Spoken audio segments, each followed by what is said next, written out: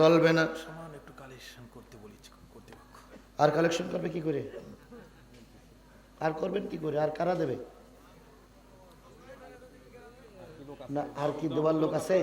তো ওখানে নাম লিখে দেন, আমি বলে দিচ্ছি। নাম যারা না দিবেন একটু নাম লিখে দেন। যদি আর কেউ দিতে থাকেন, আর কেউ যদি দিতে থাকেন তাহলে ওখানে লিখে দেন, আমি নামগুলো বলে দিচ্ছি। ও ভাই, কালেকশন যদি সারা রাত করি তাই আমি ওয়াশ করবো কেন? দেখেন আমি 8টা পয়েন্টে বলতেছিলাম, আমি 1টা পয়েন্টও শেষ করতে পারিনি, তাহলে কি করবো বলেন?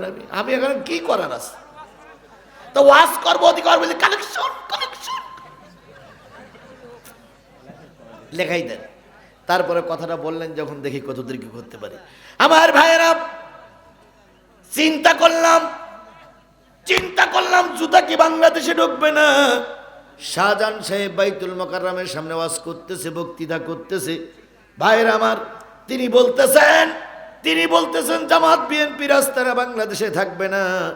একজন বুড়া মানুষ, মুরব্বী মানুষ আসরের নামাজ পড়ে জুতো হাতে করে নিয়ে, যখন চটি হাতে করে নিয়ে বাইরে বেরিয়ে পায়ে দেবে, হঠাৎ করে শাহজাহান চৌধুরীর এই শাহজাহানের আলোচনা শুনে এক কান জুতো ফেলাই মেরেছে ওই গাড়ির পরে, না টেবিলের পরে, যে টেবিলে বক্তৃতা করছিল সেই টেবিলের পরে জুতো ফেলাই মেরেছে।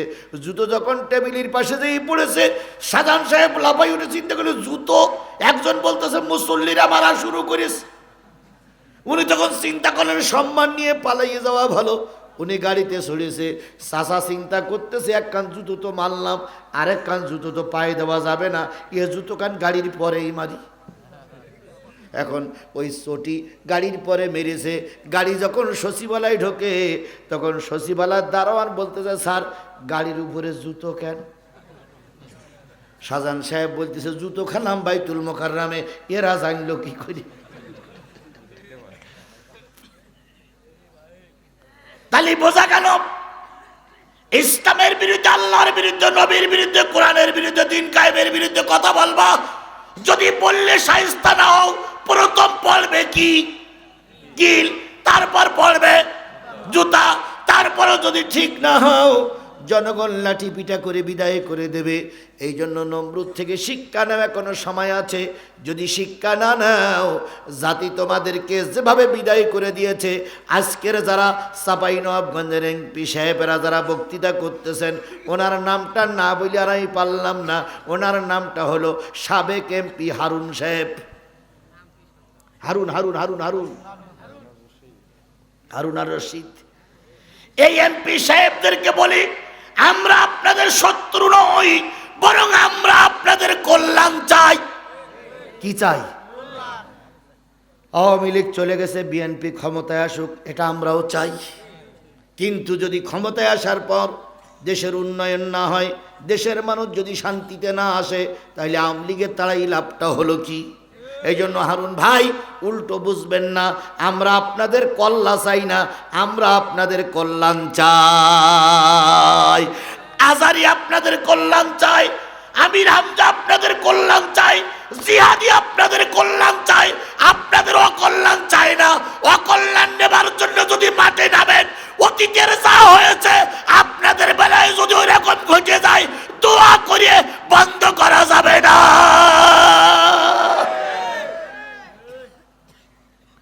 বুঝলেন তো বুঝলেন, না বুঝলেন তো কসু। আমার ভাইয়েরা, তাহলে ইব্রাহিম আলাইহিস সালাম ধর্মের কথা বললেন, বাধা হইল তার পিতা। আজও আমরা ধর্মের কথা বলতে গেলে বাধা হয় পিতা।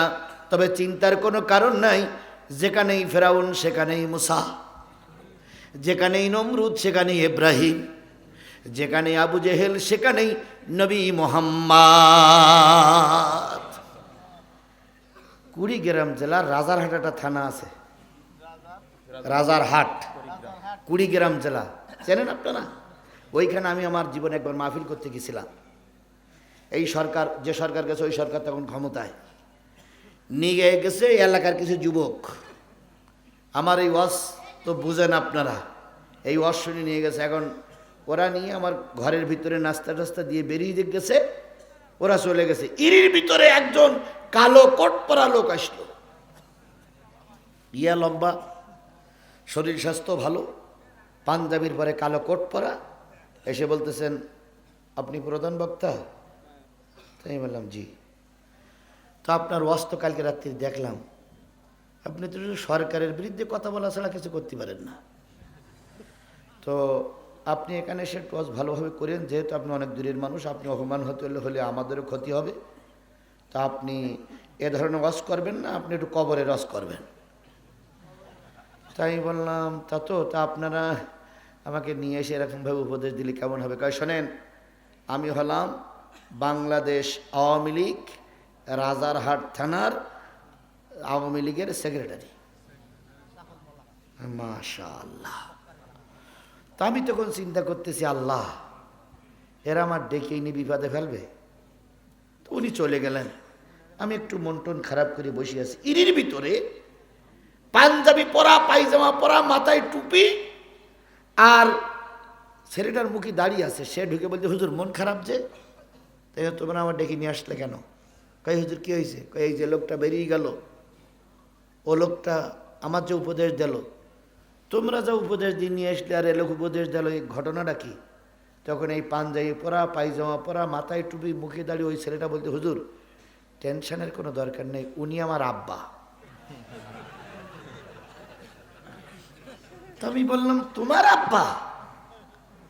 তা বলতেছে হ্যাঁ। তা উনি যে বলে গেল এই দলের লিডার, কই বলতে পারে, কিন্তু আমার পরিচয়টা নেবেন না।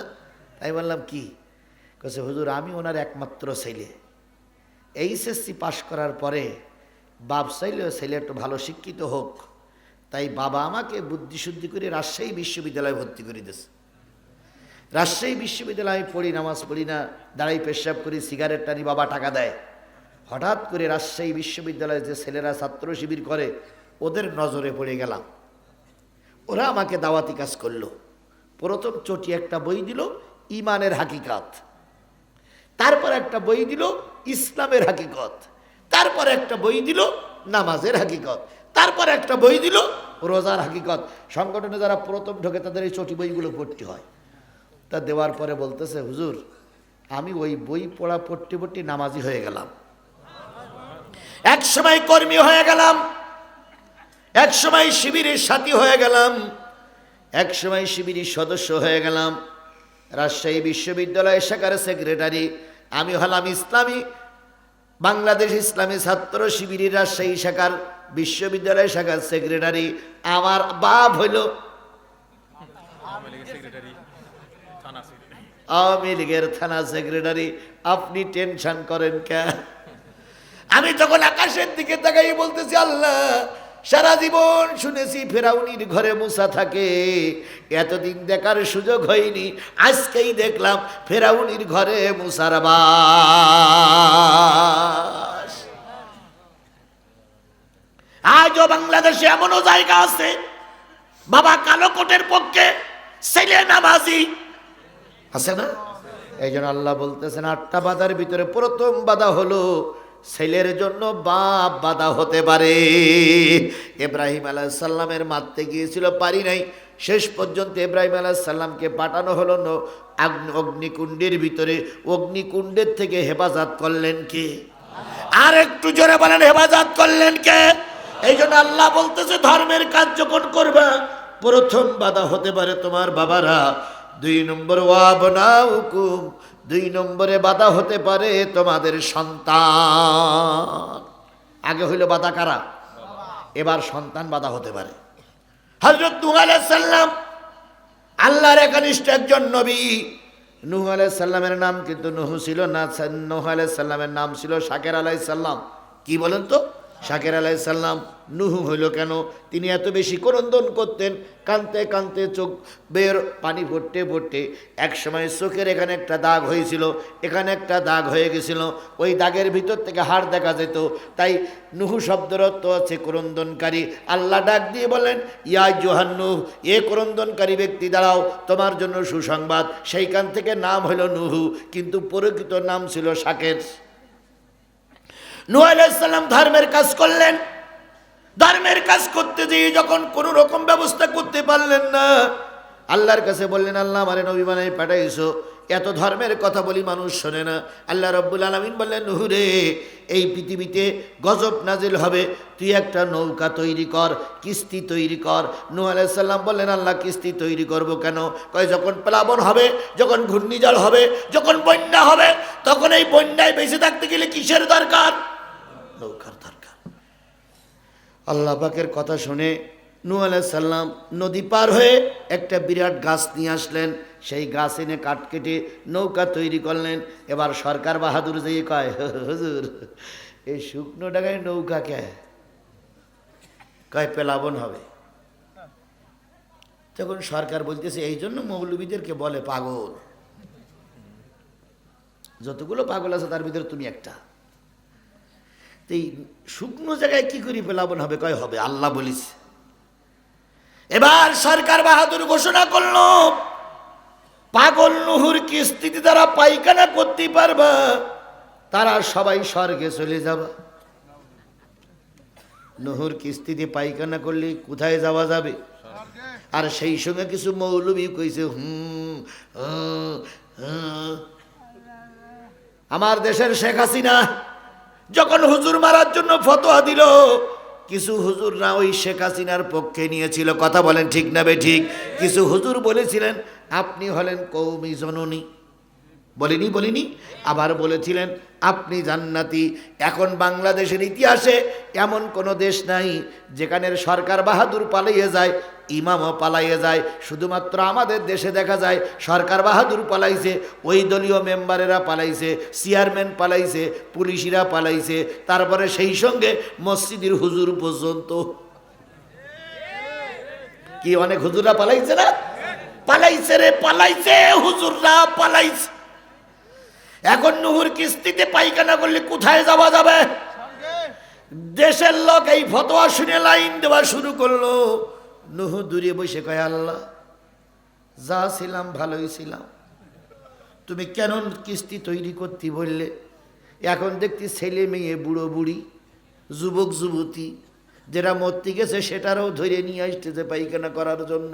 কারণ পায়খানা করলে স্বর্গে যাওয়া যাবে, গড়ে সব লাইন দেশে।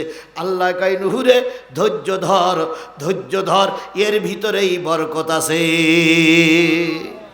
নূহ কয়, আল্লাহ কিস্তি বানাতে বললে পায়খানা করছে, কি বরকত আছে? কয়, ধৈর্য ধর।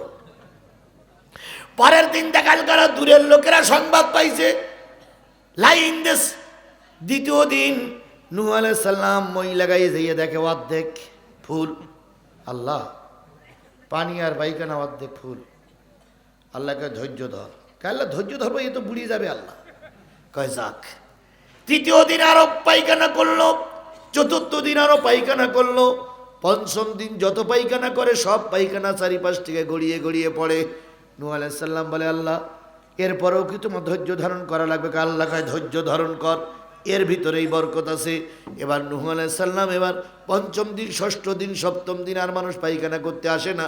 হঠাৎ করে একটা বুড়ি মানুষ ধরে নেন শেখ হাসিনা।